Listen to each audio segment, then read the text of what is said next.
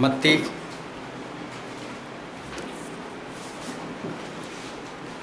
मत्ती रचित सुसमाचार उसका 26वां अध्याय मत्ती 26 और 36 से लेकर 46 तक। मत्ती 26 36 से लेकर 46। तब यीशु अपने चेलों के साथ गतसमनी नामक एक स्थान में आया और अपने चेलों से कहने लगा, यहीं बैठे रहना जब तक मैं वहाँ जाकर प्रार्थना करूँ। पतरस और जब्दी के दोनों पुत्र को साथ मिल गया। उदास और व्याकुल होने लगा। तो उसने उनसे कहा, मेरी जीभ बहुत उदास है, यहाँ तक कि मेरा प्राण निकला जा रहा है। तुम यहीं ठहरो और मेरे साथ जागते रहो। फिर वह थोड़ा और आगे बढ़कर मुंह के बल गिरा और यह प्रार्थना की, हे मेरे पिता, यदि हो सके तो यह कटोरा मुझसे टल जाए, तो अभी जैसा मैं चाहता हूँ वैसा नहीं, पर जैसा तू चाहता है वैसा ही हो। फिर उसने चेलों के पास आकर उन्हें सोते पाया और पतरस से कहा, क्या तुम मेरे साथ एक घड़ी भी न जाग सके? जागते रहो और प्रार्थना करते रहो कि तुम परीक्षा में न पड़ो। आत्मा तो तैयार है परंतु शरीर दुर्बल है। फिर उसने दूसरी बार जाकर यह प्रार्थना की, मेरे पिता, यदि यह मेरे लिए बना नहीं हट सकता तो तेरी इच्छा पूरी हो। तब उसने आकर उन्हें फिर सोते पाया, क्योंकि उनकी आंखें नींद से भरी थी। उन्हें छोड़कर वह फिर चला गया और उन्हीं शब्दों में फिर तीसरी बार प्रार्थना की। तो उसने चेलों के पास आकर उसने कहा, सब अब सोते रहो और विश्राम करो। देखो, घड़ी यहाँ पहुंची है और मनुष्य का पुत्र पापियों के हाथ पकड़वाया जाता है। उठो, चले, देखो मेरा पकड़वाने वाला निकट आ पहुंचा है। परमेश्वर पिता का वचन हमारे लिए बहुत ही आशीषित है और परमेश्वर पिता का वचन सच्चा है और बाइबल में लिखा है, यदि तुम सच्चाई को जानोगे तो सच्चाई तुम्हें आज़ाद करेगी। बहुत ध्यान से परमेश्वर के वचन को सुनना ताकि आप उसको ग्रहण कर सको और उसके अनुसार आप चल सको। हमारे परमेश्वर जो है वो शुरू से अपने लोगों को वो पसंद करते हैं और परमेश्वर जिनको पसंद करते हैं उनका अभिषेक करते हैं और उनको अपना सामर्थ्य देते हैं, अपना पवित्र आत्मा देते हैं, उनको अपना अधिकार देते हैं और एक विशेषता जो आम लोगों में नहीं होती, वो विशेषता हमारे परमेश्वर जो है वो अपने चुने हुए लोगों को देते हैं। एक अलग से एक दृष्टि, एक निगाह, आंखें जो है हमारे परमेश्वर वो अपने पसंद किए हुए लोगों को वो देते हैं। तो हमारे परमेश्वर जो है वो अपने लोगों से काम लेते हैं। जिस तरह से 12 प्रेरितों को चुना, उनसे काम लिया, 70 चेलों को चुना, उनसे काम लिया, तो ऐसे ही काम नहीं लिया जा सकता क्योंकि वो इंसान है।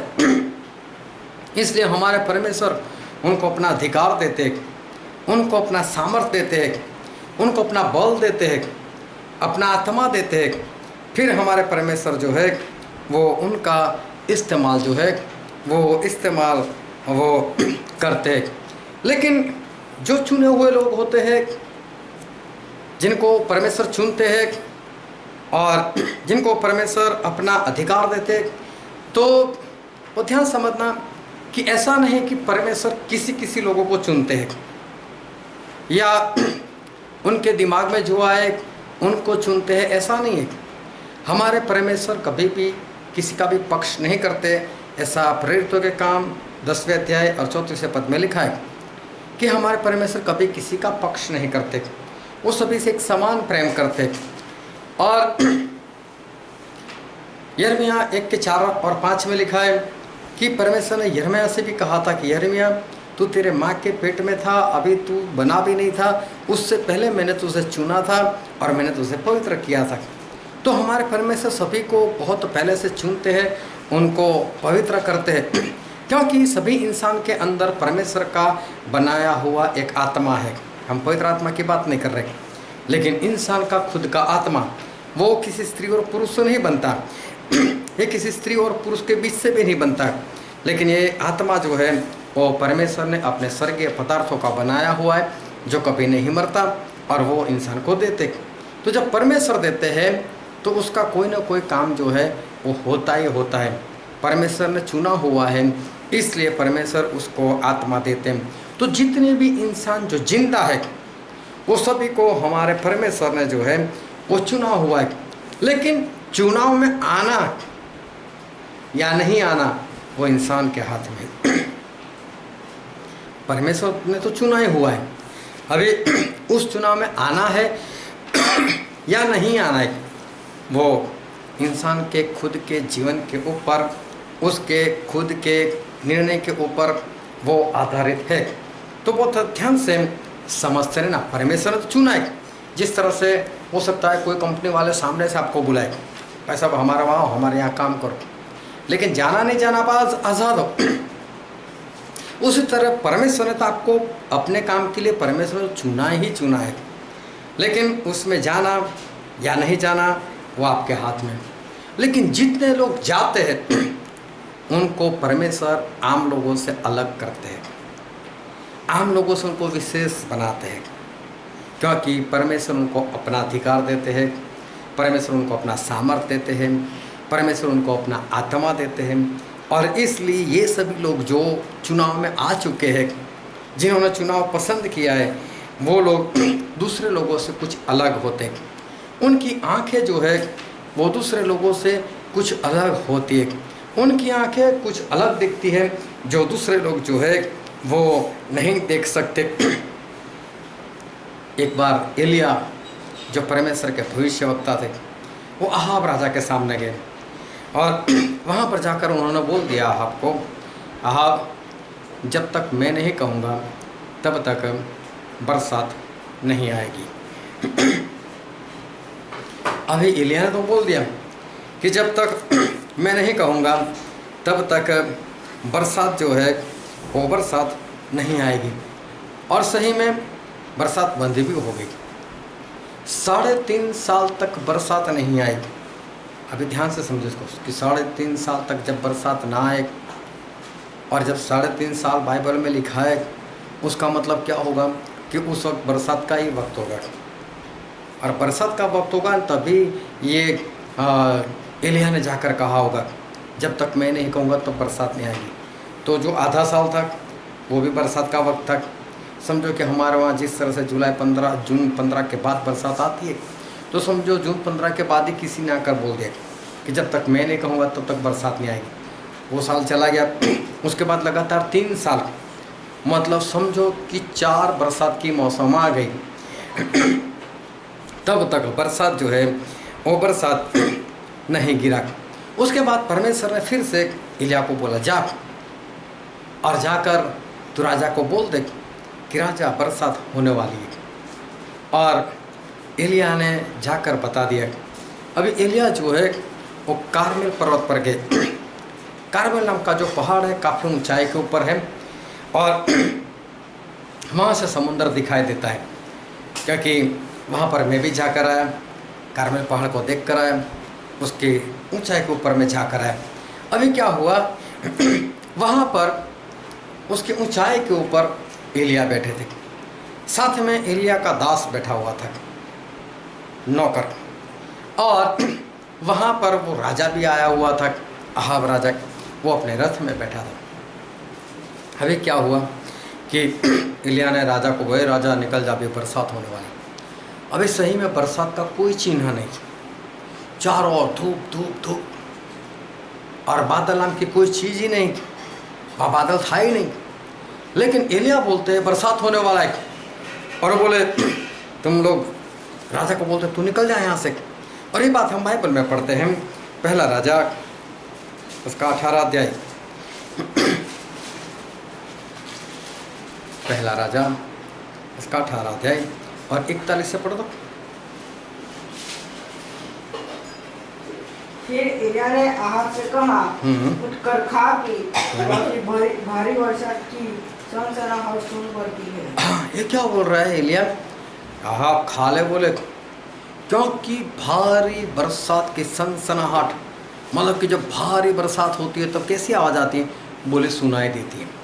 अभी देखो बरसात तो हो नहीं रहा था, फिर एलिया को कैसे सुनाई देता है? परमेश्वर के लोग दूसरे लोगों से कुछ अलग होते हैं। अभी तो जो हुआ नहीं उससे पहले उसकी आवाज़ आने लगी। देखो इनको कोई आवाज़ नहीं है, लेकिन एलिया जो है वो एलिया बोल रहे हैं कि मुझे तो उसकी आवाज़ जो है सुनाई दे रही। फिर तब अहाब खाने पीने चला गया। धीरे से और जोरों से पढ़ो। तब अहाब खाने पीने चला गया। हाँ। और एलिया कर्मेल की चोटी पर चढ़ गया और भूमि पर गिरकर अपना मुंह घुटनों के बीच किया। और उसने अपने सेवक से कहा, चढ़कर समुद्र की ओर दृष्टि कर। हाँ। कि देख। तब उसने चढ़कर देखा और लौटकर कहा, कुछ नहीं दिखता। हाँ, अभी कर्मेल पहाड़ अगर देखो तो वहाँ समुद्र सामने ही दिखाई देता बिंदास से। ऐसा नहीं कि झाड़ियों के बीच में से देखने जाना पड़ा, आराम से सामने से दिखाई देता है। अभी मुझे लगता है कि इधर समुद्र था तो एलिया जो है ना इधर मुँह कर बैठे होंगे, क्योंकि अगर उधर भी घूम कर बैठे तो उनको भी वहाँ से समुद्र दिखाई दे, लेकिन इधर घूम कर बैठे होंगे और उन्होंने अपना मुंह जो है दोनों घुटनों के बीच में छुपा दिया है। और अभी उनके नौकर को बोलते देख तो समुद्र को, देख तो कुछ दिखाई देता है। वो क्या बोलते हैं, मुझे तो कुछ नहीं दिखाई देता। फिर एलिया ने कहा, फिर 7 बार जा। फिर 7 बार जाए, एक बार तो देख कर आए और बोलो फिर 7 बार जाए। अभी कहाँ जाए देखने के लिए, वो तो ऐसे ही दिखता है। हाँ पढ़ो फिर। 7वीं बार उसने कहा, देख समुद्र में से मनुष्य का हाथ सा एक छोटा बादल उठ रहा है। हाँ बोले मैंने समुद्र में 7वीं बार, मतलब टोटल 8वीं बार, एक बार देख लिया था। उसके बाद एलिया ने बोला कि 7 बार देख कर रख, और 7 बार 8 बार हो गया। 8वीं बार जैसे ही नौकर देखा तो एक हल्का सा बादल, और यहाँ पर लिखा है कि इंसान के हाथ के समान, मतलब ये मुट्ठी करो ना इतना। अभी इतना बादल तो ऊपर चढ़ते चढ़ते रास्ते में खत्म हो जाता है। तो बोले इतना बादल मुझे दिखाई दे रहा है। तो फिर क्या बोला एलिया ने कहा, अहाब के पास जाकर कहा, रथ तो जितवा कर नीचे जा। हाँ। ऐसा ना हो कि वर्षा के कारण रुक जाए। अभी देखो इतना बादल, और वो भी अभी समुद्र से उठ रहा है। और एलिया ने क्या बोला, जल्दी से आपको बोल, जल्दी से भाग यहाँ से, कहीं ऐसा ना हो जाए तू बीच में ही फंसने वाला है। देखो अभी तो इतना ही बादल आने से पहले एलिया ने बोल दिया, मुझे भारी बरसात की आवाज़ सुनाई दे रही है। अभी बादल आए उससे पहले उन्होंने बोल दिया बहुत ज़ोरों से बरसात होने वाली है। फिर अपने नौकर को बोला देख तो। अभी देखो एक बार देख कर आए तो ऐसा ना, बादल तो दिखता नहीं, परमेश्वर आपने बोला बादल, आपने बोला है बरसात तो दिखती नहीं है। लेकिन परमेश्वर के लोग कुछ अलग से होते, हट कर होते। और बोले नहीं, और 7 बार देख कर आए। और जब 7वीं बार, मतलब कि 8वीं बार जब देख कर आए, बोले इतना ही बादल, बस एक मुट्ठी के समान इतना ही बादल जो है वो मैं समुद्र में से उठते हुए देख रहा हूँ। कब ऊपर जाए, कब वहाँ पर पहुँचे, और उतने बादल से होने वाला क्या है, 2-4 बूंद गिरेगी उससे। लेकिन बोला कि अहाब को बोलो भाग, और अहाब को वहाँ से भगा दिया। और पढ़ो आगे। थोड़ी देर में एलिया ने आग के पास जाकर कहा, रथ जुतवा को नीचे जा, कहीं ऐसा न हो कि तू वर्षा के कारण रुक जाए।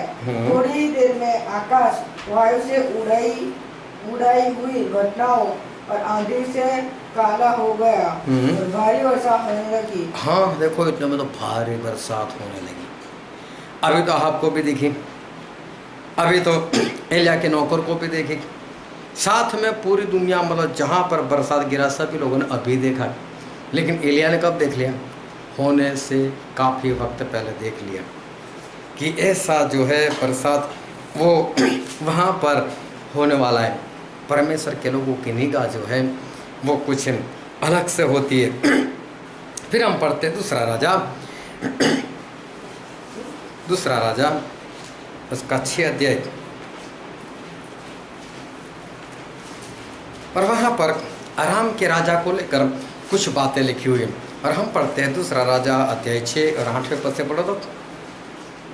आराम का राजा इजराइल से युद्ध कर रहा था और सम्मति करके अपने कर्मचारियों से कहा, अमुक स्थान पर मेरी छावनी होगी। हाँ, अभी देखो ये राजा जो है वो अपने कर्मचारी मतलब जो सेना के लोग हैं उनको प्लान बता रहे हैं, देखो हम लोग इजराइल के सामने लड़ने के लिए जाने वाले हैं और इसलिए ये वाले अमुक जगह से हम बोले छावनी करेंगे और हम जाकर उनके ऊपर हमला करेंगे। फिर तो परमेश्वर के भक्त ने इजराइल के राजा पास कला भेजा, चौकसी कर और अमुक स्थान से होकर न जाना, क्योंकि वह अरामी चढ़ाई करने वाले हैं। हाँ, अभी देखो अराम जो इजराइल से काफ़ी दूरी पर है, अभी वहाँ पर राजा अपने महल में अपने लोगों से बात कर रहे हैं और बोले देखो कल हम लोग इजराइल के ऊपर चढ़ाई करेंगे, हम ये वाले रास्ते से जाएंगे, हमारी छावनी इस जगह पर होगी। और एलिया अपने घर में बैठे ऐसे सुन रहे हैं। कहाँ पर बात हो रही है? दूसरे देश में। और एलीशा अपने घर में बैठे हुए बात सुन रहे। उन्होंने एक इंसान को भेजा, जाकर राजा को बोल रहे कि ये जगह से मत जाना, नहीं तेरे पर हमला होने वाला है। राजा बच गए। फिर पढ़ो आगे। तब इजराइल के राजा ने उस स्थान को जिसकी चर्चा करके परमेश्वर के भक्त ने उसे चिताया था, दूत भेजकर अपनी रक्षा की और इस प्रकार एक दो बार नहीं वरन बहुत बार हुआ। हाँ, ऐसा एक दो बार नहीं, बहुत बार ऐसा हो गया। आराम का राजा जितनी बार प्लान बना है उतनी बार यहाँ पर एलीशा सुनते हैं और एलीशा सुनकर राजा को बोलते, राजा आज इस बार इधर से मत जाना, दूसरे दिन इधर से मत जाना, अब इधर से मत जाना। अभी आराम का राजा जो है ना वो टेंशन में आ गया। बोले मेरी सेना में कोई फूटा हुआ है। बोले वो जाकर राजा को बता देता है। उसने सभी को इकट्ठा किया। बोलो कौन है, कौन बता देता है ये बात, कौन ऐसा इंसान है? तो पढ़ो तो आगे क्या लिखा है। इस कारण अराम के राजा का मुख तो घबरा गया। अतः उसने अपने कर्मचारियों को बुलवाकर उनसे पूछा, क्या तुम मुझे न बताओगे कि हम लोगों में से कौन इस्राएल के राजा की ओर का है? उसके एक कर्मचारी ने कहा, हे मेरे प्रभु, हे राजा, ऐसा नहीं। एलीशा जो इस्राएल में भविष्यवक्ता है, वह इस्राएल के राजा को वे बातें भी बताया करता है जो तू शयन की कोठरी में बोलता है। हाँ, बोलो तू यहाँ बोलता है, वो वहाँ सुनता है और बता देते। ये परमेश्वर के लोग, इनकी निगाहें कुछ अलग, इनके कान कुछ अलग, इनकी ज़बान कुछ अलग। देखने जाओ तो आम इंसान किस तरह ही है, लेकिन परमेश्वर के लोगों की निगाहें, ज़बान, आँखें, कान, नाक, वो जो काम कर रहे हैं ना वो काम कुछ अलग से, जो आम लोग नहीं कर सकते, आम लोग नहीं देख सकते। ऐसे इनकी आंखें होती है, ऐसे इनके कान होते। फिर आगे हम पढ़ते हैं दूसरा ही राजा उसका 8वां अध्याय। और वहाँ पर हजाएल नाम का एक इंसान होता है जो आम इंसान था, राजा के साथ काम करने वाला। राजा बीमार था और राजा ने उसको एलीशा के पास भेजा। बोले जाने देख कर रहा है और भविष्यता से पूछ कर मैं जिंदा रहने वाला हूँ या नहीं रहने वाला, क्या परमेश्वर मेरे बारे में क्या बताते हैं। और ये अन्य जाति से लोग थे।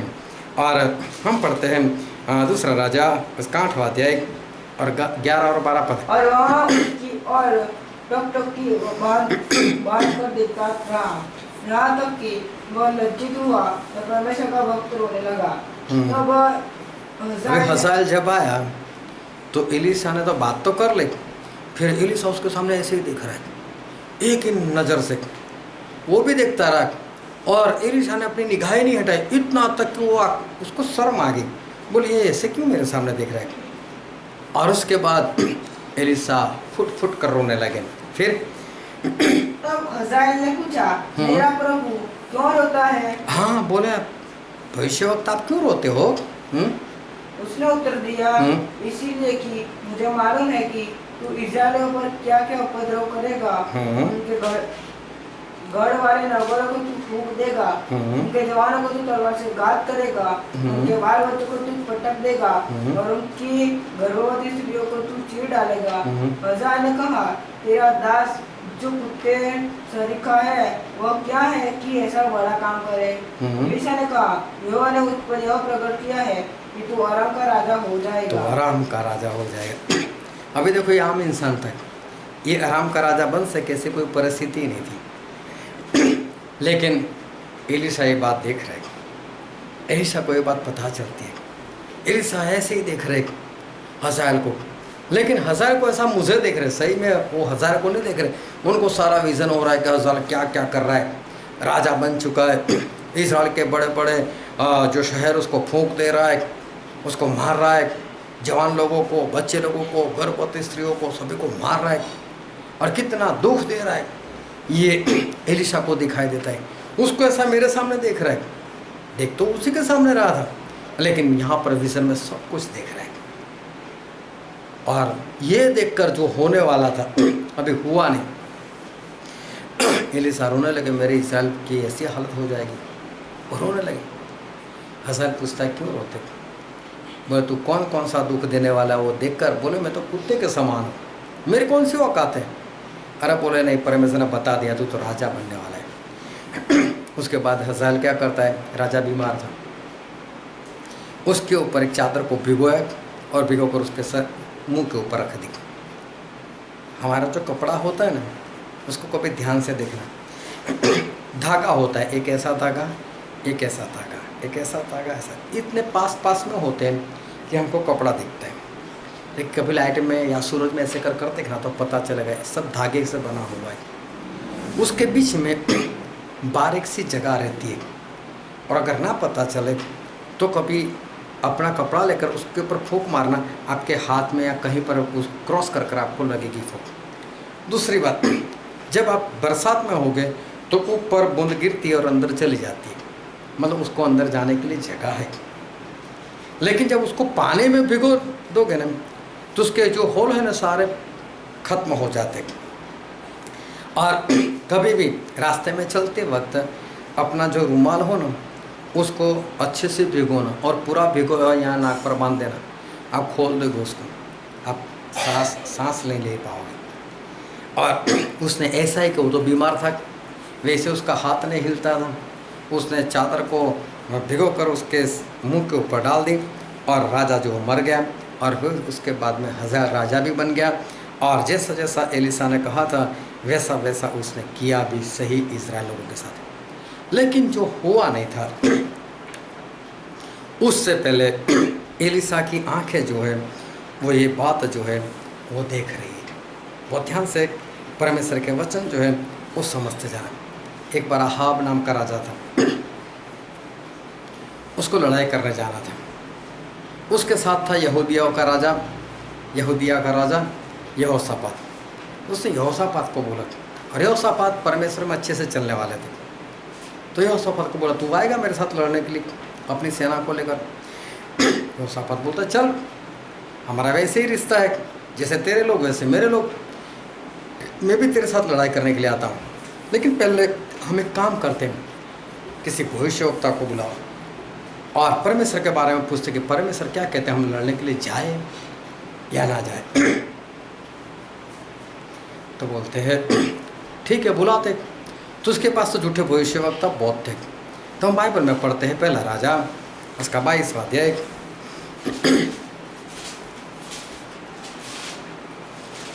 पहला राजा 22वां अध्याय 5 और 6 पद।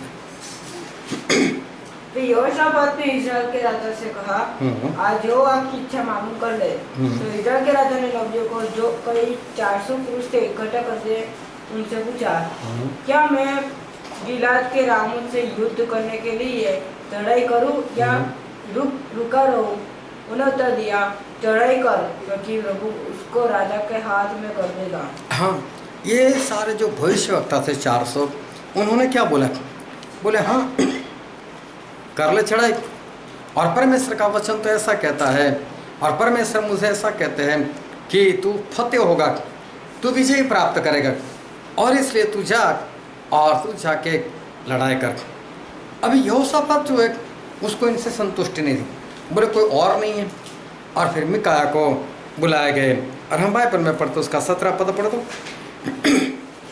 मिकाया ने कहा, जो समस्त इस्राएल बिना चरवाहे की भेड़ बकरियों के समान पहाड़ों पर तितर बितर देख पड़ा। हाँ, इसने आकर इतना ही बोला कि मैंने इज़राइल लोगों को चरवाहे के बिना पहाड़ के ऊपर तितर बितर पाया। चरवाहा मतलब राजा, आहाब। चरवाहा बिना मतलब आहाब मर जाएगा। इसने अपनी लैंग्वेज में बता दिया कि आहाब जो है वो आहाब मरने वाला है, अगर लड़ाई करने के लिए जाएगा तो मरेगा। अभी देखो वहाँ दूसरे लोग भी हैं, उन्होंने क्या बोला, आहाब तो लड़ने के लिए जा, यहोवा तुझे विजय देंगे। मिकाया है वो भी यहोवा के नाम से ही कह रहे, तू जाएगा तो मरेगा। जो झूठे होते हैं ना, जो सही से परमेश्वर के लिए नहीं चलते ना, जो परमेश्वर के आज्ञाकारी नहीं करते ना, उसकी निगाह वो परमेश्वर के दास की निगाह के समान नहीं होती, उसको दूसरा दिखाई देता है। कई बार देखना, आज जैसे बहुत सारे लोग अपने आप को परमेश्वर के दास कहते हैं और भविष्यवाणी भी करते हैं, लेकिन भविष्यवाणी गलत हो जाती है।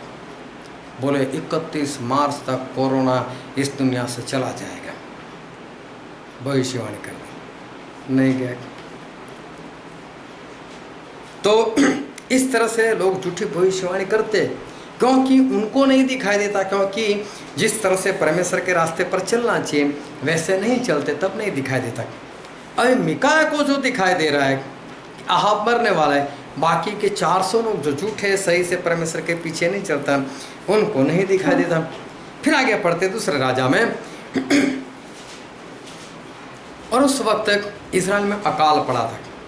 अकाल का कारण ये था कि अराम की सेना ने इज़राइल लोगों को घेर लिया था और इज़राइल के लोग बाहर नहीं निकल सकते थे, इसलिए वहाँ पर अकाल पड़ा था।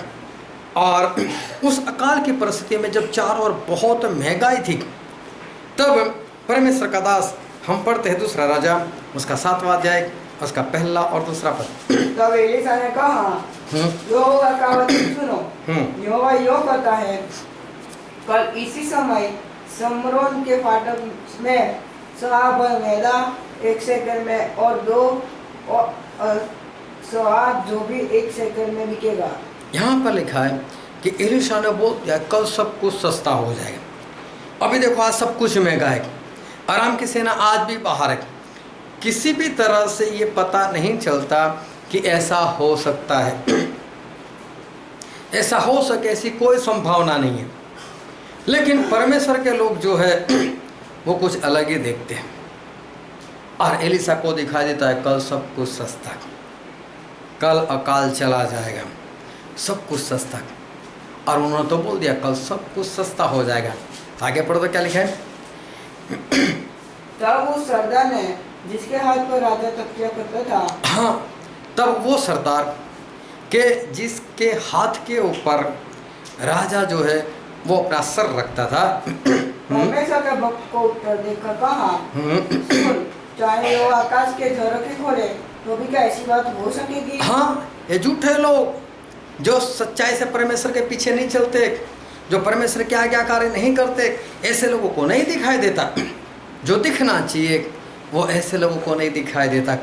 परमेश्वर के लोग और आम लोग में बहुत अंतर है। एलीशा को कल सब कुछ सस्ता दिखाई देता है, और ये भी मानने वाला तो परमेश्वर को एक, लेकिन सच्चाई से नहीं।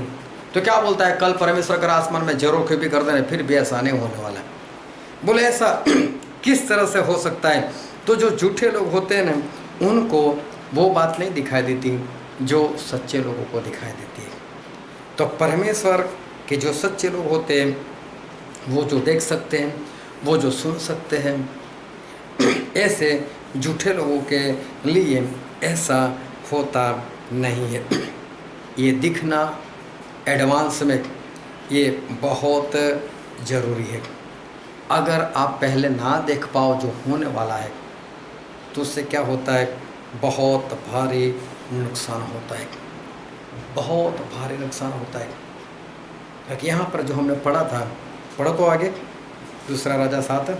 उसने कहा, सुन कि यह अपनी आंखों से जो देखेगा परंतु उस अन्न में से कुछ खाने न पाए। हाँ, भविष्यवक्ता एलीशा ने बोल दिया, कल तू देखेगा सही, लेकिन तू खा नहीं पाएगा। एडवांस में देखना बहुत ज़रूरी है। एडवांस में ऐसी बातें पता चल जाना वो बहुत ज़रूरी है। अगर नहीं पता चलती, इंसान नाश में चला जाता है। चाहे खुद पता चले, चाहे विज़न से पता चले, चाहे वचन से पता चले, चाहे परमेश्वर के किसी दास से पता चले, लेकिन पता होना बहुत ज़रूरी है। अभी देखने जाओ तो क्या इसको पता नहीं चला? क्या एलीशा ने नहीं बताया? माना नहीं। तो एलीशा ने भी बोल दिया, कोई बात नहीं, कल देख लेना, तू देखेगा तो सही, खा नहीं पाएगा। और दूसरे दिन ऐसा हुआ, अराम की सेना नाश हो गई, सभी लोग भाग गए वहाँ से। और इसलिए पूरे इज़राइल लोग जो है बाहर भागे उसको लेने के लिए। और ये जो सरदार था वो तो हमेशा राजा के साथ ही रहता था। उसका काम ही ऐसा था, राजा के साथ रहना। उसी दिन राजा ने उसकी ड्यूटी बदल दी और उसकी ड्यूटी बदल कर उसको दरवाजे के पास रख दिया। और पढ़ो तो उसका 17 पद। अब राजा ने उस सरदार को जिसके हाथ पर वह क्या करता था फाटक का अधिकारी ठहराया। हाँ, अभी देखो, जिसके हाथ के ऊपर राजा सर रखता हो तो राजा के साथ ही रहना चाहिए। ये पहली बार ऐसा हो कि ड्यूटी लगा दी उसके दरवाजे के पास। फिर तो वह फाटक में लोगों के पाँव के नीचे दबकर मर गया। हाँ, लोग इस तरह से भागे, देखे बिना कि कितने दिनों से भूख थे, भागो। ये देखने लग गया कितने लोग भाग रहे हैं, बीच में ही आ गया। तो किसी ने उसको उठाया नहीं, उसके ऊपर से ही भाग गए लोग, ऐसे ही दबकर मर गया। अगर ना दिखाई दे, विश्वास ना आए, इंसान खत्म हो जाता है। और इसलिए देखना जो है वो बहुत ज़रूरी है। अहाब राजा को मिकाया ने बताया, अहाब ने नहीं माना, अहाब ने भी विश्वास नहीं किया।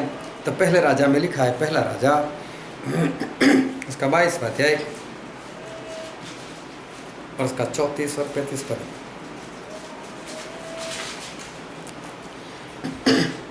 तो किसी ने अटकल से एक तीर चलाया। अटकल से मतलब ऐसे ही, जैसे हम लोग पहले छोटे छोटे थे ना तो गोटियाँ खेलते थे, तो कई बार क्या होता था, गोटियाँ खेलने वाले ज़्यादा हो जाते थे, तो सर्कल के अंदर बहुत ज़्यादा गोटी हो जाती थी। तो फिर हम क्या करते थे, निशान नहीं लगाते थे, किसी एक को तो लगने ही वाली है ना, ढेर सारी गोटी। अब ऐसे भी दिखा, इतने सारे इजराइल के लोग लड़ने के लिए आए, किसी को तीर लग जाएगा, उसने ऐसे ही तीर लगा दिया। हाँ, और वह इस्राएल के राजा के झिलम और निचले वस्त्र के बीच छेदकर लगा। हाँ। तो उसने अपने साथी से कहा, मैं घायल हो गया हूँ, इसीलिए बागडोर फेर कर मुझे सेना में से बाहर निकाल दे चल। और उस दिन युद्ध बढ़ता गया और राजा अपने रथ में औरों के सहारे अरामियों के सम्मुख खड़ा रहा और सांझ को मर गया। और उसके मर गया। अहाब ने अगर देख लिया होता उसकी खुद की मौत पहले से, लड़ने के लिए ना जाता, बचाया जाता। मिकाया ने बताया तो विश्वास नहीं किया। इसका मतलब एडवांस में हमें पता चल जाए ना, ये बहुत अच्छी बात है, चाहे वचन से चाहे वचन के दास से, लेकिन हमें पता चल जाए ये बहुत अच्छी बात है। और पता चलने के बाद उसके ऊपर हम विश्वास करें तो बहुत अच्छी बात है, हम बचाए जाते। वो इंसान भी जिसके हाथ के ऊपर राजा तकिया करता था वो भी नाश हो गया, उसने विश्वास नहीं किया। पता तो चला लेकिन विश्वास नहीं किया। अहाब जो था, अहाब ने भी विश्वास नहीं किया और अहाब भी क्या हो गया, अहाब भी मार दिया गया, नाश हो गया। किसी ने ऐसे ही तीर मार दिया और जो बख्तर पहना था उसके दिल में लग गया। अभी ऐसे सामने से तीर आता तो ठीक था, बख्तर की वजह से अंदर नहीं जाता, लेकिन उसी वक्त इसके हाथ ऐसे अद्दर हुए होंगे या तो कुछ भी, लेकिन तीर इधर से आया और यहाँ पर जो खाली जगह थी वहाँ से अंदर घुसकर उसके दिल में घुस गया। देखो अचानक से, उसने तो राजा समझ कर नहीं मारा था, इसे ही मार दिया। और उसने तो अहाब को देख कर भी नहीं मारा, इतने लोग किसी को तो लग जाएगा, मार दो ना बस। जैसे ना मैं बहुत सारे सामने हो, चला दो गोली ऐसी, किसी को तो लग जाएगी, कोई तो मरेगा। उसने ऐसे ही तीर चला दिया और देखो राजा जो था वो राजा ही मर गया। अगर पता ना चले, विश्वास ना हो तो इंसान जो है उसको नुकसान हो जाता है, उसका नाश हो जाता है। और इसलिए एडवांस में पता चलना बहुत ज़रूरी है। और अगर पहले पता चल जाए और फिर भी इंसान अपनी होशियारी बताए, अपना ज्ञान बताए, तो नहीं चल सकता। इसमें अपनी होशियारी जो है वो कभी भी नहीं चल सकती। जब परमेश्वर ने मिकाया के जरिए आहाब को बता दिया था कि आहाब तू मरेगा, तो आहाब ने क्या किया था मालूम है? उसने अपनी चालाकी खेली थी। और हम बाइबल में पढ़ते हैं पहला राजा उसका 22वां अध्याय और उसका 29 से लेकर 33 तक पढ़ो। तब इस्राएल के राजा और यहूदा के राजा यहोशापात दोनों ने गिलाद के रामोत पर चढ़ाई की। और इस्राएल के राजा ने यहोशापात से कहा, देखो इस्राएल के राजा आहाब को मरना था, उसकी भविष्यवाणी हो गई, उसको पता चल गया था, तो उसने आइडिया लगाई, मैं तो भेष बदल कर युद्ध क्षेत्र में जाऊंगा। हाँ, उसने यहोशापात से बोला देखो मैं राजा बनकर नहीं आऊंगा, मैं तो भेष बदल कर आऊंगा। फिर परंतु तू अपने ही वस्त्र पहने रहना। हाँ, लेकिन यहोशापात से कहा तू राजा ही बनकर रहना। बोले तब इस्राएल अभी खुद आइडिया लगा रहे मैं राजा नहीं बनूंगा, लेकिन तू राजा का ड्रेस मत उतारना। फिर तब इस्राएल का राजा वेश बदल कर युद्ध क्षेत्र में गया। आराम के राजा ने तो अपने रथों के बीच, शांति से और अच्छे से जोरों से पढ़ो, आराम के राजा ने तो इस तरह से पढ़ो, अपने रथों के 32 प्रधानों को आज्ञा दी थी, न तो छोटे से लड़ो और न बड़े से, केवल इस्राएल के राजा से युद्ध करो। हाँ, बोले किसी को भी मत मारना, लेकिन पूरा टारगेट किसके ऊपर रखना? इस्राएल के राजा के ऊपर। अभी इधर ये भी होशियारी लगा रहे मैं राजा बनकर जाऊं तो ना, फिर जाकर मिकाया को बताता हूँ। इससे भी आइडिया लगाए यहोशापात तू राजा बनकर मर तो कोई बात नहीं, लेकिन ये जो है वो मरना नहीं चाहता, तो होशियारी लगा रहा है। फिर और तब जब रथों के प्रधानों ने यहोशापात को देखा तो कहा निश्चय इस्राएल का राजा वही है। हाँ, जब यहोशापात को सामने वाले ने देखा, सामने वाले सेना ने, तो सब लोग यहोशापात को मारने के लिए भागे। और वे उसी से युद्ध करने को मुड़े, धीरे से और जोरों से, और वे उसी से युद्ध करने को मुड़े। हाँ, तो यहोशापात चिल्ला उठा, हाँ जोर, मैंने मुझे कहाँ मारने के लिए आता हूँ, मैं राजा नहीं, ये चिल्ला उठा। फिर यह देखकर कि वह इस्राएल का राजा नहीं है, हाँ, रथों के प्रधान उसका पीछा छोड़कर लौट गए। हाँ, यहोशापात से हट गए। और बाद में हमने पढ़ ही लिया, किसी ने ऐसे ही तीर लगा दिया और आहाब जो है वो मर गए। इसमें अपनी होशियार नहीं चलती। हाँ, परमेश्वर बोल दे और हमें जो सामने दिखाई देता है उसके ऊपर हम विश्वास ना करें, तो फिर समझ लो कि हमारी होशियारी जो है वो काम नहीं आती। वो ध्यान समझना, जो होने वाला होता है वो परमेश्वर के लोग एडवांस में देखते हैं, उनको पहले से पता चल जाता है। उनकी आंखें आम इंसान के समान नहीं होती। मिकाया ने पहले से देख लिया आहाब मरने वाला है। एलीशा पहले से सुनते थे आराम का राजा क्या करने वाला है, कौन कौन से रास्ते से आने वाला है। एलीशा ने पहले से देख लिया कि कल अकाल ख़त्म, कल सब कुछ सस्ता, किस तरह से वो मालूम नहीं, लेकिन होगा। एलिया ने पहले से देख लिया बरसात होगी, और सब कुछ हुआ ऐसा, क्योंकि परमेश्वर के जो लोग होते हैं उनकी निगाहें, उनके कान जो है वो कुछ अलग होता है। और आम इंसान क्या सोचता है मालूम? नहीं यार, पहले बादल तो दिखे तो फिर बरसात आएगी। अरे अभी तो यार कौन सा, अभी तो अप्रैल महीने में अगर गलती से बादल भी है, नहीं यार अभी बरसात नहीं हो सकती है, तो अप्रैल महीना है, चाहे बादल है कोई बात नहीं, लेकिन ये कौन सा बादल का, ये कौन सा बरसात का वक्त अभी गिरे, नहीं गिरेगी। और आगे तो 2-4 बूंदे, लेकिन नहीं, उससे आगे कुछ नहीं होगा। लेकिन जुलाई महीना हो, अगस्त महीना हो और बादल, हाँ अभी तो बरसात गिरेगा। वो वातावरण को देखकर देखता है। लेकिन परमेश्वर के लोग पूरी कड़ी धूप हो फिर भी बोल सकते हैं बरसात होगी, और होगी। दोनों के देखने के अंदर बहुत अंतर है। तो परमेश्वर के लोग जो देखते ना, वो वातावरण के हिसाब से नहीं देखते। उनको वातावरण से उनको कुछ भी लेना देना नहीं, और ना ही वातावरण जो है वो बदलते हैं। एलिया ने बोल दिया कि बरसात होगी, तो बरसात का कोई भी वातावरण नहीं था, लेकिन अचानक से बादल आए भी और बरसात जो है वो बरसात हुई भी। एलिशा के वक्त भी अकाल थम जाए, अकाल रुक जाए, सब कुछ सस्ता हो जाए, ऐसी कोई संभावना नहीं दिख रही थी, लेकिन ऐसा हुआ। आप ध्यान संबंध, क्या किसी को लगता था कोरोना आ जाएगा? क्या कुछ वातावरण बदला था? क्या कुछ अंधेरा सा छा गया था? क्या कुछ ऐसी घटना हुई थी कि पृथ्वी नहीं यार कुछ होने वाला है, ये हो रहा है, वो हो रहा है, ऐसे हवा चल रही है, वो हवा चल रही है, ऐसे बादल आ रहे हैं, नहीं यार कुछ अनहोना सा होने वाला है। लेकिन अचानक से आ गया ना। सब लोग खाते पीते थे ना, शादी करते थे, करवाते थे ना, घर बांधते थे ना, खरीदते थे, बेचते थे ना, सब कुछ वैसा ही चल रहा था ना। अचानक से कोरोना आ गया ना। चला किसी को पता? किसी को पता नहीं चला कि कोरोना जो है वो आने वाला है। ना ही ऐसा कोई वातावरण था कि जिसको देखकर ऐसा लगे कुछ अनहोनी सी बात होने वाली। सब कुछ हर रोज के समान हो रहा था और अचानक कोरोना आ गया और ढेर सारे लोग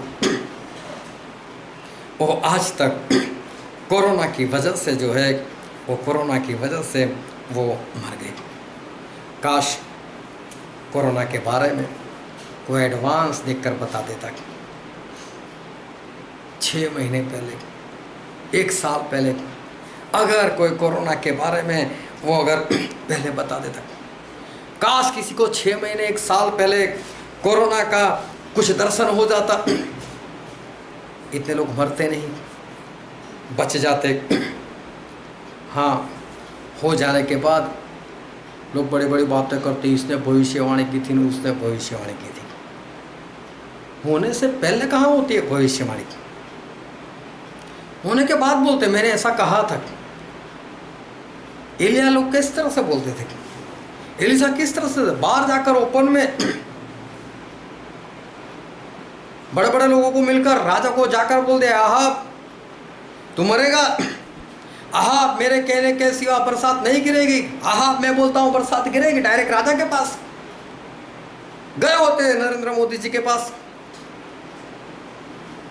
अगर सही में भविष्यवाणी की होती तो गए होते नरेंद्र मोदी जी के पास, नरेंद्र मोदी जी ऐसा होने वाला है। और एक बार आप इंटरव्यू में बस लाइव कर दो, आपको मानना नहीं मानना आपकी मर्जी, लेकिन मैंने बोल दिया, एक बार लोगों को बता दो, कल उठकर ऐसा ना हो। और परमेश्वर के लोग कहाँ छुप कर बोलते हो, तो बिंदास से बोलते। लेकिन बाद में जो उठते हैं मुझे तो ऐसे लोगों पर, उनकी बातों पर मैं 1% मैं विश्वास नहीं करता। हाँ, एलिया के समान को एडवांस में बोले, एलिशा के समान एडवांस में बोले, समूएल के समान बोले तो फिर ठीक है। हाँ यार, ऐसी बातें तो साल से हम सुन रहे थे, हाँ इसकी भविष्यवाणी सच्ची। लेकिन तो हो जाए उसके महीने बाद पता चले इससे 6 महीने पहले बोला था। कहाँ बोला इसने, किसके पास जाकर बोला? क्या परमेश्वर ने गुप्त में रहने को बोला था या गुप्त में बोलने को बोला था? ऐसी जो झूठी भविष्यवाणी है, मैं ऐसे लोगों को नहीं मानता। मैं 26 जनवरी 2001 में बहुत भारी भूकंप हुआ था। उसके बाद भी कुछ दास लोग बाहर आए, मैंने बताया था, मैंने बोला था। अरे अब क्या सब कुछ हो गया, बताना था तो राजा को जाकर बताना था, प्रधानमंत्री को जाकर बताना था, मुख्यमंत्री को जाकर बताना था। तूने किसको बताया? इस तरह से जो लोग बाद में बातें करते हैं ना, मैं तो उसको मानता ही नहीं। बस स्पष्ट, क्योंकि परमेश्वर जब किसी को बोलते हैं ना, वो डरते नहीं, वो तो बिंदास से लोगों के सामने जाकर और जहाँ पर उनको बोलना होता है वहीं पर जाकर वो तो बता देते हैं। चाहे कोई माने चाहे ना माने, आहाब माने या ना माने, बता दें तू मरेगा सबके सामने। बोल दिया ना बरसात गिरेगी, बोल दिया ना बरसात नहीं गिरेगी, तो सभी को पता तो चला ना। हाँ, एलिया ने बोला था पहले, हाँ मिकाया ने बोला था। लोगों को परमेश्वर का नाम प्रकट होना चाहिए, पता चलना चाहिए। ऐसे गुप्त में बस बातें करते रहो, ऐसी भविष्यवाणी जो है वो भविष्यवाणी वो नहीं होती। परमेश्वर अपने लोगों को बचाने के लिए करते और अपना नाम प्रकट करने के लिए हमारे परमेश्वर करते। लेकिन आज सही में जो ऐसी बातों के लिए हमें भी बहुत ध्यान समझना कि आज ऐसी बातों के लिए हमें ऐसे किसी भविष्यवक्ता के ऊपर आधार रखने की ज़रूरत नहीं है। ये मत सोचो कि कोरोना अगर पहले किसी ने बता दिया तो बहुत अच्छा था, 1 साल पहले 6 महीने पहले किसी को दर्शन होता तो बहुत अच्छी बात थी। आने वाले दिनों में तो और भी बहुत कुछ जो है वो होने वाला है, लेकिन फिर भी हमें किसी भी भविष्यवक्ता की ज़रूरत नहीं है। बहुत ध्यान से समझना, मैं किसी भी भविष्यवक्ता के बारे में नहीं बोल रहा हूँ कि उसकी हमें ज़रूरत नहीं। सही में परमेश्वर की मंडली को भविष्यवक्ताओं की बहुत ज़रूरत है, लेकिन मैं ऐसी भविष्यवाणी के बारे में बात करता हूँ क्योंकि परमेश्वर ने हमको जो बाइबल दिया हुआ है वो बाइबल 100% है, मतलब कि संपूर्ण बाइबल है। संपूर्ण बाइबल मतलब रोमी कैथोलिक वाला नहीं, संपूर्ण बाइबल मतलब 100% है। इसमें इधर उधर की गलत बात जो है वो कुछ नहीं है, लेकिन सारा कुछ जो है वो इसमें लिखा हुआ है। और कोरोना के बारे में भी बाइबल में बरसों पहले लिखा हुआ था, और हम बाइबल में पढ़ते हैं व्यवस्था विवरण उसका 28वां अध्याय और 59 से पढ़ो तो 61 तक, 59 से लेकर 61। तो यहोवा तुझको और तेरे वर्ष को अनोखे अनोखे दंड देगा। सही से पढ़ो।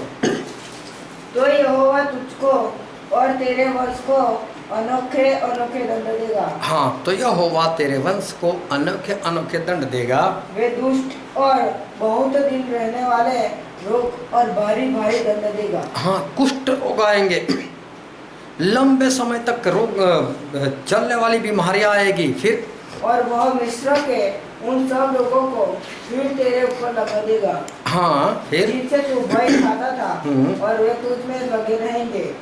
और जितने रोग आदि दंड इस व्यवस्था की पुस्तक में नहीं लिखे और जितनी बीमारियां जितने रोग मैंने इस बाइबल में नहीं लिखे उन सबों को भी यहोवा तुझको यहाँ तक लगा देगा कि तेरा सत्यानाश हो जाएगा। परमेश्वर का वचन कहता है ऐसी बीमारियां भी आएगी। लिखा है ना, जिसका नाम भी नहीं लिखा, कोरोना नाम बाइबल में नहीं लिखा, लेकिन आई ना बीमारी।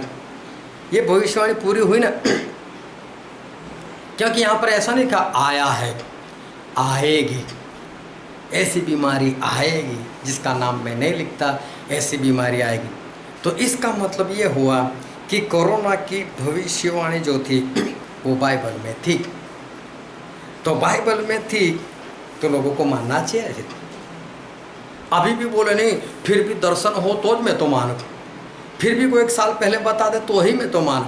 अरे परमेश्वर ने बरसों पहले बता दिया कैसी बीमारियां जो है वो ऐसी बीमारियां आने वाली है।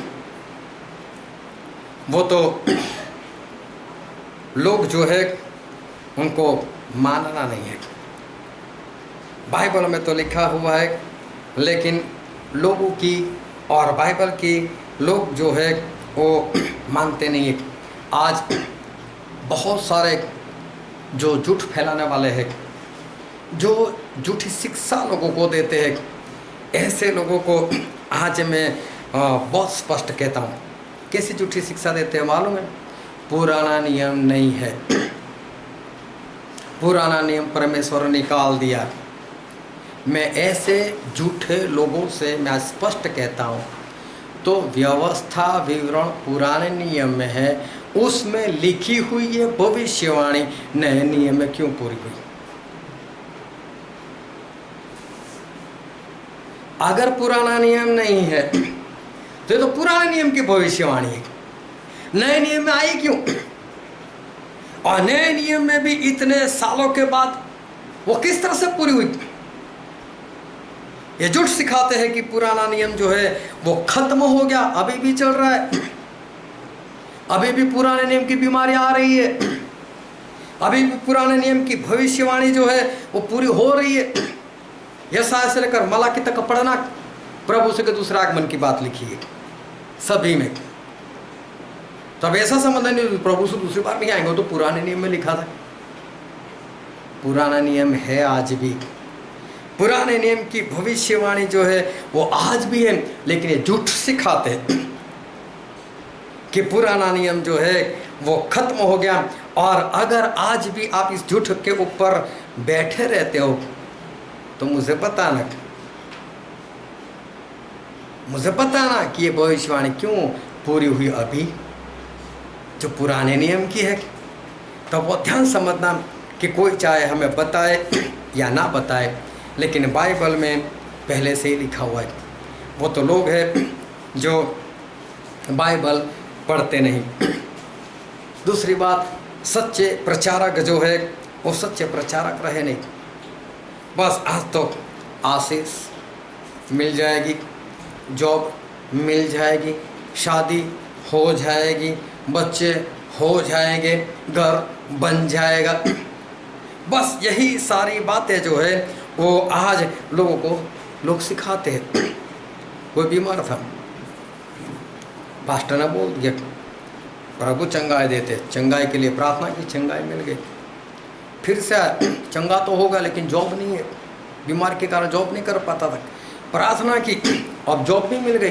अरे परमेश्वर सब कुछ कर सकते, जॉब मिली, बोला अभी शादी करनी है, लड़की, अभी उसके लिए भी प्रार्थना की, लड़की भी हो गई, लड़की भी मिल गई, शादी भी हो गई, बोला अभी बच्चे के लिए भी प्रार्थना की, बच्चे भी हो गए, बोला अभी घर नहीं है, घर के लिए भी प्रार्थना की, घर भी हो गया, फिर कोरोना भी हो गया और मर भी गया।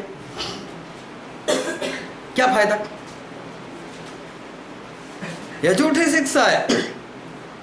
इससे अच्छा उसको कोरोना के लिए तैयार किया होता तो, सीधा सिखाया होता तो उसको कि ऐसी ऐसी बातें बाइबल में लिखी है और आने वाले, अभी देखो इसको चंगाई मिल गए, जॉब मिल गए, लड़की मिल गई, शादी हो गए, बच्चे हो गए, घर मिल गया, बाद में खत्म हो गया। अभी सारी बातों का कोई फायदा? सारी बातों का कोई फायदा नहीं। और इसलिए जो सही सिखाने वाले जो होने चाहिए वो सही सिखाने वाले जो है आज नहीं रहे। आज भी तो ध्यान समझना कि कोरोना आज है, कल चला भी जाएगा, लेकिन उसके बाद कोरोना से भी बड़ी बड़ी बातें जो है वो आने वाली है। और कोरोना से भी बड़ी बड़ी बातें जो है वो बहुत होने वाली है। आज तो बहुत अच्छी बात है कि हम प्रार्थना कर सकते हैं, वचन देख सकते हैं। और मैंने बहुत केस देखे कि कोरोना जिनको था उनके लिए प्रार्थना हुई और उनका रिपोर्ट नेगेटिव आ गया। बहुत लोग चंगे भी हो गए और वापस अपने घर पर भी पहुंच गए। ऐसे बहुत सारी बातें जो है, अच्छी अच्छी बातें जो है वो ऐसे हो गई। ये वक्त तो कुछ भी अच्छा है, लेकिन इसके बाद आने वाले दिनों में कैसे कैसे काम होने वाले। एक तो बहुत ध्यान समझना कि आने वाले दिनों में सबसे पहले तो पवित्र आत्मा का काम और पवित्र आत्मा का वक्त खत्म होने वाला है। पवित्र आत्मा रहेंगे तो इसी धरती के ऊपर, क्योंकि प्रभु ने बोला मैंने हमेशा के लिए भेजा है, लेकिन जितने में है उतने में रह जाएंगे, नए सिरे से किसी को नहीं दिए जाएंगे। ये हमारा सब्जेक्ट नहीं है, लेकिन प्रकाशित वाक्य 7वें अध्याय में लिखा है कि एंटी क्राइस्ट को रोक कर रखा है कि जब तक पवित्र आत्मा का काम पूरा ना हो तो वो अपना काम शुरू मत करना। तो जब तक पवित्र आत्मा का काम चल रहा है, एंटी क्राइस्ट रुका हुआ है। और इसका मतलब ये हुआ कि एक दिन पवित्र आत्मा बोलेंगे मेरा काम पूरा हो गया, अभी तू तेरा काम शुरू कर। तो उनका काम रहने वाला तो यही है, जितने लोगों में है उनके अंदर रहेंगे, लेकिन उनका काम जो है उनका काम खत्म हो जाएगा। मतलब सुसमाचार फैलाना खत्म, लोगों को चंगाई मिलना खत्म, लोगों को आशीष मिलना खत्म। अब परमेश्वर की प्रार्थना से शादी होना खत्म। हाँ, अपने आप शादी कर लो, वरना परमेश्वर से मांगोगे और परमेश्वर देंगे, ये बात नहीं होगी। अब किसी की भी प्रार्थना जिसके अंदर पवित्र आत्मा ने, उसके लिए कैसी भी प्रार्थना करो नहीं सुनाई देने वाली। ऐसा दिन जो है वो ऐसा दिन आने वाला है। उसके बाद जिस तरह से निर्गमन में हुआ था, मिस्र में हुआ था, उसी तरह से पानी का लहू इस धरती पर होने वाला है। ध्यान से समझना, पानी का लहू बनने वाला है। लोगों को बड़े बड़े फोड़े निकलने वाले। पानी का लहू होगा, लेकिन फिर लहू का पानी नहीं होने वाला। जिस तरह से मूसा ने वापस लहू का पानी कर दिया, वैसा नहीं होने वाला। फोड़े आएंगे, फिर जिस तरह से मूसा ने प्रार्थना की फोड़े चले गए, इस तरह से जाने वाले नहीं है। आसमान से बर्फ गिरेगा, और वो भी मालूम है 20-20 किलो के। मैं तो बोलता हूँ अभी से घर की छत ऐसी बना कर रखो। मैं देखता हूँ कि 20 किलो का बर्फ गिरे और आपकी छत रहती है कि नहीं वैसी की वैसी। 20-20 किलो के बर्फ जो है, बर्फ का गोला वो ऊपर से गिरने वाला है। बीमारियां इससे भी बड़ी जो है, वो बीमारियां इससे भी बड़ी जो है वो आने वाली है। सूरज जो है उसकी गर्मी इतनी बढ़ जाएगी कि आपका एसी जो है ना वो काम करने की बात तो छोड़ो, पिघल जाएगा। अभी ठंडी हवा कैसे दे अंदर से, वो खुद सोचने पड़ जाएगा मैं ठंडी हवा निकालूं कहाँ से। तो आज ही से जिन लोगों को उस एसी में रहने की आदत है ना, समझ लेना कि उस वक्त आपका एसी जो है वो एसी काम नहीं करेगा।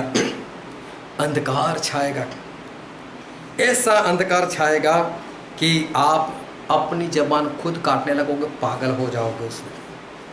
और इनमें से कहीं पर भी छुटकारा जो है वो छुटकारा आपको नहीं मिलने वाला। ये सारी कोई भी भविष्यवाणी नहीं है, मतलब मैं कोई भविष्यवाणी नहीं कर रहा, ये सारा बाइबल में लिखा हुआ है। और कहाँ पर लिखा हो वो भी मैंने बता रहा, आप खुद ढूंढ लेना, ताकि पता चले कि ऐसी ऐसी बातें जो है वो परमेश्वर ने बाइबल में एडवांस में ही दे दिए। फिर ये मत सोचना कि यार किसी ने 1 साल पहले बता दिया होता तो अच्छा था। ये कम से कम 1900 साल पहले बाइबल हमारे हाथ में आ चुका है। कम से कम 1900 साल पहले हमारे परमेश्वर ने ये सारी बातें बता दी। और बहुत समझना, वातावरण नहीं बदलने वाला है जिससे आपको हाँ यार बादल अभी आने लगे ना, कुछ तो होने वाला है, ये पशु पंछी इधर उधर भागने लगे ना, कुछ तो होने वाला है। ऐसा कुछ नहीं होगा, वातावरण नहीं बदलेगा, वो तो वैसा का वैसा ही रहेगा। इसलिए ये मत समझना कि 1 दिन पहले 2 दिन पहले आपको अंदाज़ा आ जाएगा। लोग खाते पीते होंगे, शादी करते होंगे, करवाते होंगे, बेचते होंगे, खरीदते होंगे, घर बनाते होंगे, ये सब कुछ होता होगा। और उसी वक्त ये सारी बातें जो है वो एक के बाद होने वाली है।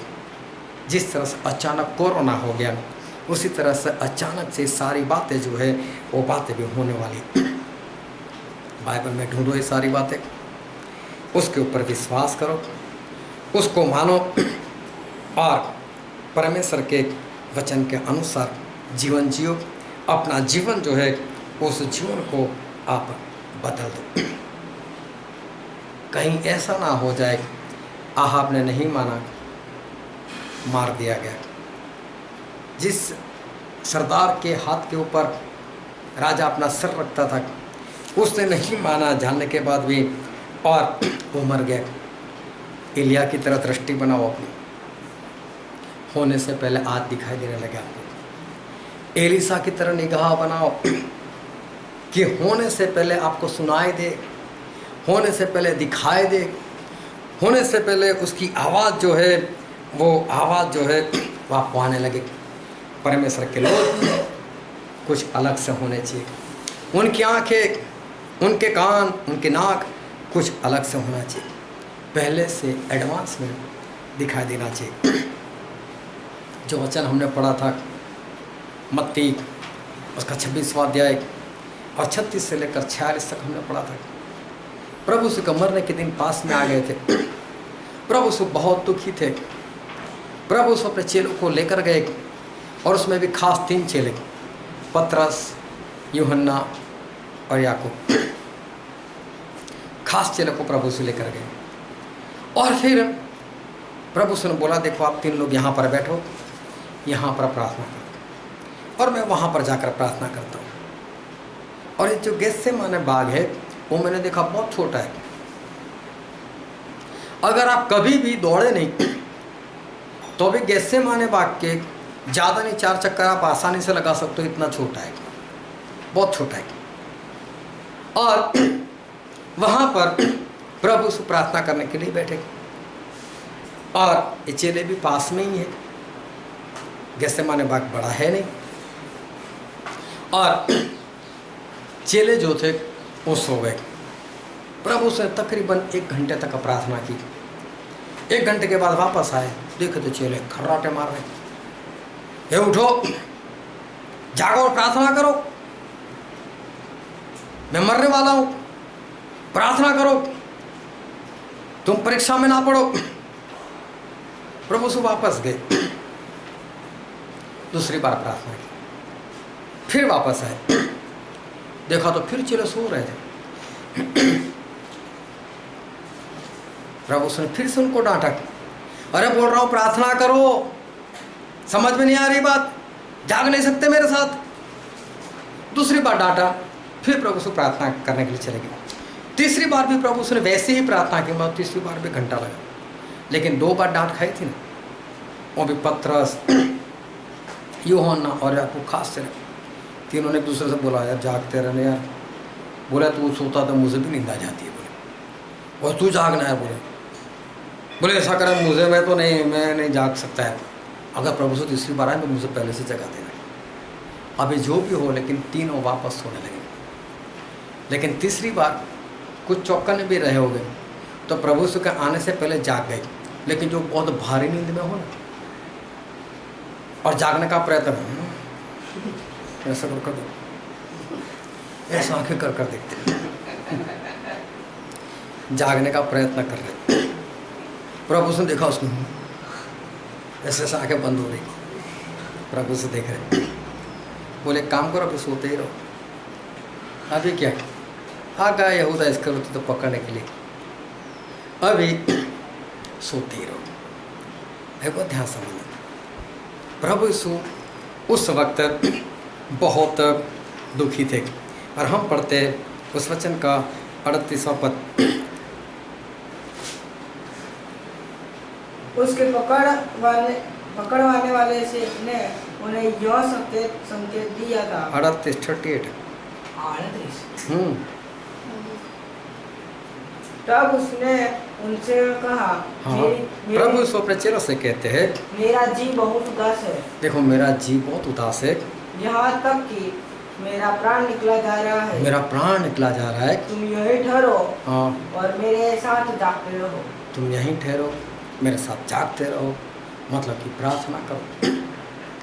देखो प्रभु यीशु को अपनी मौत दिखाई देती थी, और प्रभु यीशु को आज से नहीं, आज तो मरने का दिन पास में वो ही दिन था, उसके दूसरे दिन मरना था। रात में उनको पकड़ के लेकर जाने वाले थे, दूसरे दिन मौत थी। प्रभु यीशु जो थे, उनको अपनी मौत जब से इस धरती पर आए थे तब से दिखाई देती थी, मुझे मरना है, मुझे मरना है। लेकिन ये बात आखिरी दिन की है। प्रभु सर्व चेलों से बोला, देखो यार मेरा प्राण निकला जा रहा है। बहुत दुखी थे, बहुत दुख उठाना था। वैसे अपने चेलों से बोल रहे, देखो मैं मरने वाला हूँ, प्लीज़ मुझे आपकी प्रार्थना की बहुत ज़रूरत है, मेरे लिए प्रार्थना करो। आप यहाँ पर प्रार्थना करो, मैं वहाँ जाकर प्रार्थना करता हूँ, प्लीज़ आप मेरे लिए प्रार्थना करो। और देखो चेले सीरियस ही नहीं। इसका मतलब क्या हुआ, जो प्रभु यीशु को दिखाई देता है ये इनको नहीं दिखाई देता। प्रभु यीशु को पता है अभी मुझे पकड़ने वाला आने वाला है, जो इन तीनों को नहीं दिखाई देती ये बात। और है कौन? प्रभु यीशु के चेले। आज भी वैसे ही चेले प्रभु यीशु के, दिखाई नहीं देता। जो होने वाला है वो दिखाई देना चाहिए। और चेलों को क्यों दिखाई देना चाहिए? क्योंकि मत्ती में ऐसा लिखा है, मत्ती उसका 16वां अध्याय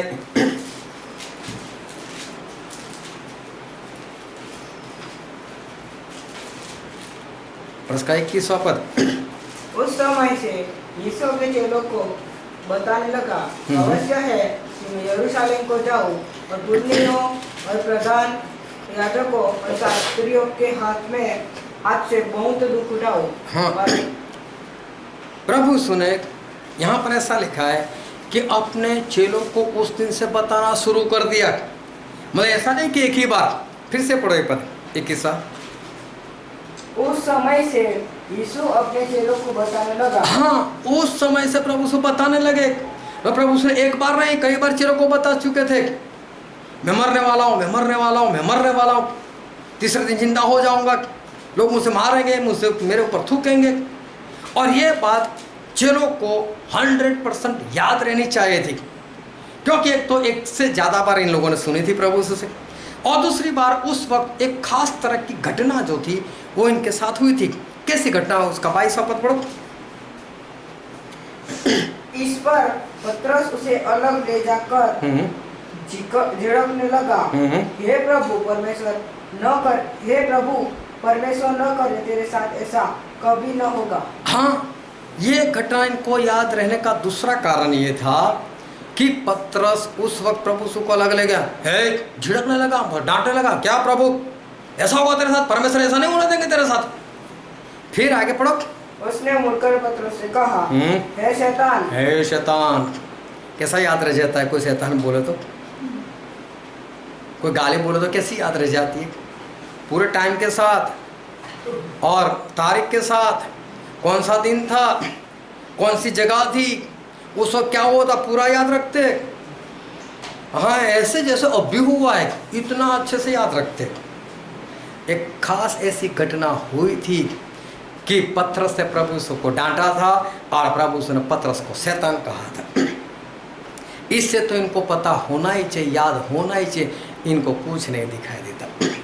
ये है प्रभु यीशु के चेले कि सोते रहे, क्योंकि जो घटना होने वाली थी ये लोग नहीं देख पा रहे।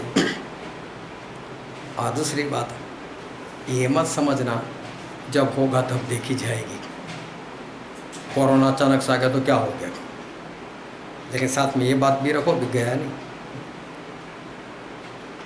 तो ये मत समझना कि जब जो होगा हम देख लेंगे, क्योंकि प्रभु ने चेलों को बताया था, एक बार नहीं कई बार बताया था। और हम 26वें अध्याय में पढ़ते हैं, मत्ती उसका 26वां अध्याय उसका 33 पद पढ़ दो। इस पर पतरस ने उससे कहा, यदि सब तेरे विषय में ठोकर खाए तो खाए, परंतु मैं कभी भी ठोकर न खाऊंगा। हाँ, यहाँ पर प्रभु ने एक बार फिर इनको बताया, ऐसा होने वाला है, बोले मुझे मारने वाले, मैं मरने वाला हूँ, तीसरे दिन जिंदा हो जाऊंगा। पतरस बोलते हैं, और प्रभु ने बोला आप सब लोग मुझे छोड़कर भाग जाओगे। अरे पतरस बोलता है 11 ठोकर खाए तो खाए, मैं ना खाऊं, मैं तो आपके साथ मरने के लिए तैयार हूँ। फिर पढ़ो तो उसका 35वां पद। पतरस ने उसे कहा, यदि मुझे तेरे साथ मरना भी पड़े तो भी मैं तुझसे कभी न मुकरूंगा। हाँ, पतरस ने ऐसा कहा था, मैं कभी नहीं मुकरूंगा, मैं तो प्रभु मरने के लिए तैयार। और ऐसा ही सब चेलों ने भी कहा, बाकी के 11 ने भी कहा। देखो बहुत समझना, तैयारी एडवांस में करनी पड़ेगी। अगर आप संग उस वक्त देख लेंगे, अरे क्या प्रभु हम का छोड़कर भाग सकते हैं क्या, हम नहीं भागेंगे, हम ठोकर नहीं खाएंगे। लेकिन पढ़ो तो उसका 56वां पद।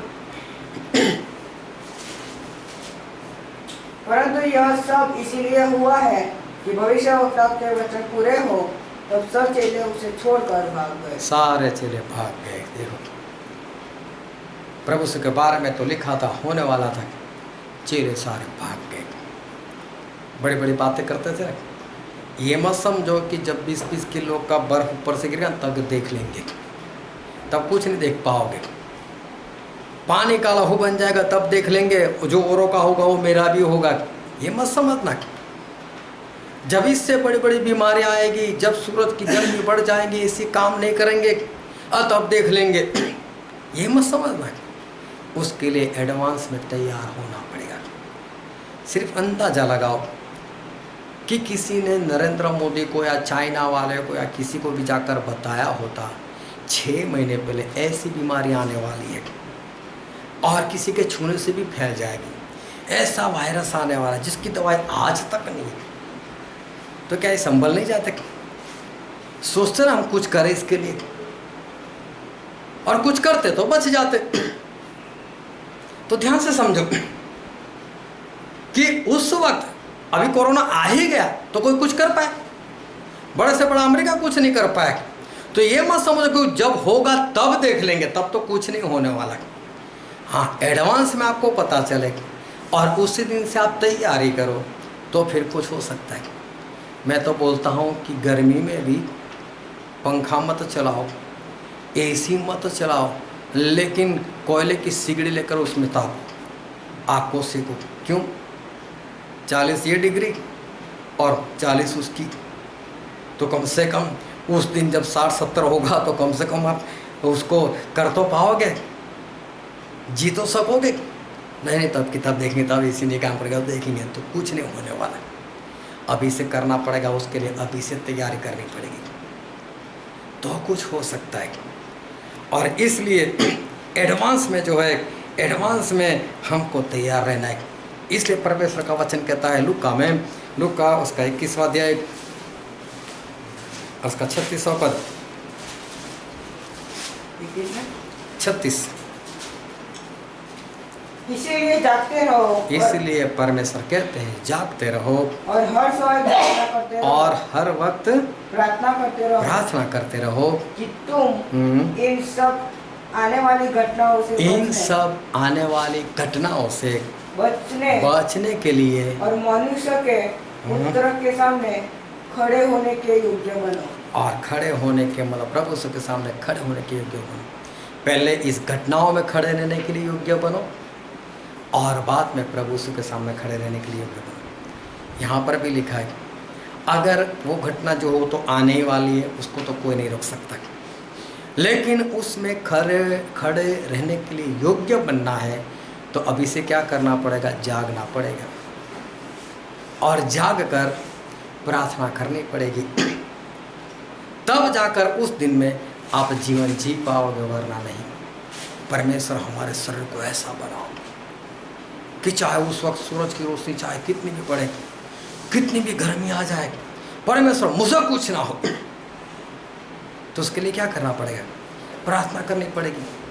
तो प्रार्थना कैसे करें? प्रार्थना वचन से होनी चाहिए। वचन से मतलब वचन बोल बोल कर नहीं, वचन में आपको पता होना चाहिए परमेश्वर क्या चाहते। और पढ़ो तो 104 का 4।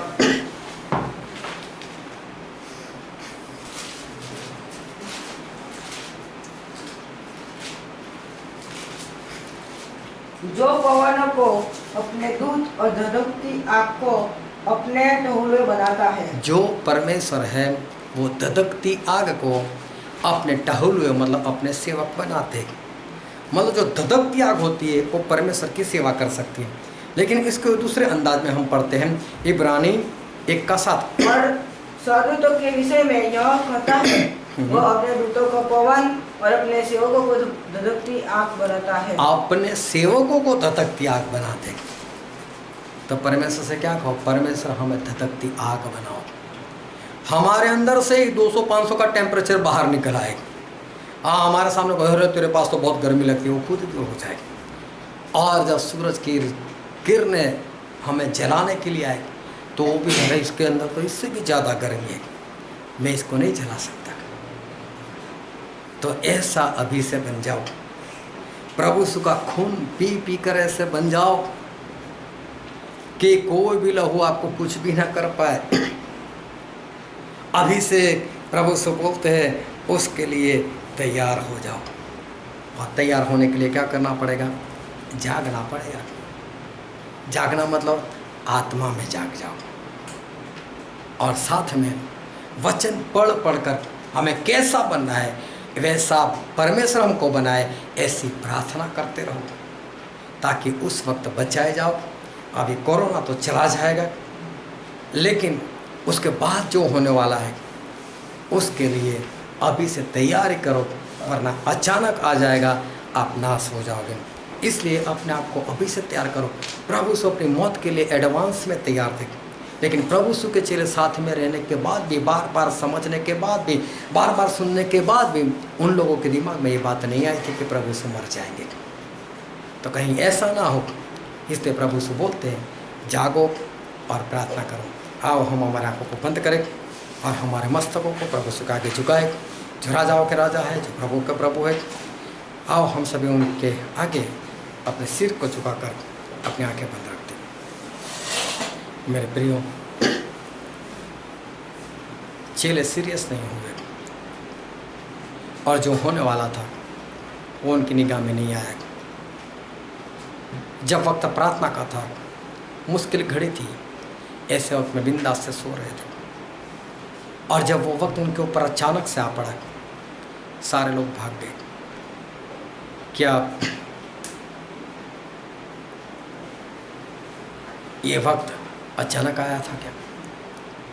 क्या परमेश्वर ने, प्रभु ने पहले से उनको नहीं बताया था? कोरोना भी अचानक नहीं आया, हमारे परमेश्वर ने हजारों साल पहले हमको बता दिया था। और इसलिए प्रियो, अभी भी जो होने वाला है वो भी हमारे परमेश्वर ने एडवांस में बता दिया है। उसके ऊपर विश्वास करो, उसको मानो। जितने जितने लोगों ने नहीं माना, विश्वास नहीं किया, वो लोग नाश हो गए। चाहे आहाब राजा हो, चाहे राजा जिसके सर के ऊपर अपना, जिसके हाथ के ऊपर अपना सर रखते थे, वो इंसान। बाइबल पढ़ो, उसको सुनो, उसके ऊपर विश्वास करो। अभी से जाग जाओ, ऐसी प्रार्थना करो कि उस वक्त आपको कैसा होना चाहिए वैसे परमेश्वर आज ही से आपको बना ले, ताकि आप बचाए जाओ। उस वक्त आपको ऐसा ना लगे ये अचानक हो गया, आप पहले से तैयार हो उस बात के लिए। ये वचन समझने के लिए, ग्रहण करने के लिए, उसके अनुसार चलने के लिए प्रभु से की कृपा हम सभी पर होने पाए। Thank you my Jesus.